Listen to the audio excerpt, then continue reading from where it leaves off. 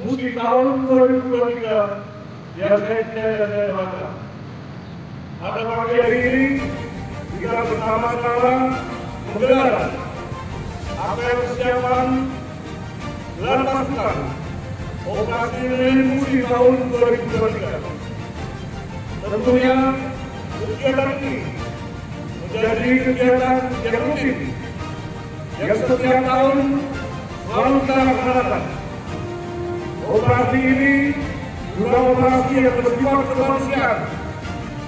Oleh karena itu, kami berharap kepada seluruh peserta apel yang hadir pada pagi hari ini, demikian juga akan disampaikan kepada seluruh anggota personel yang nantinya akan tergelar, akan bertugas sebagai kekuatan dalam membantu pelayanan pada masyarakat, melancarkan keamanan, menyongsong menyambut Natal tahun 2023, demikian juga menyambut pergantian tahun baru 2024 agar bisa dilaksanakan dengan sebaik-baiknya.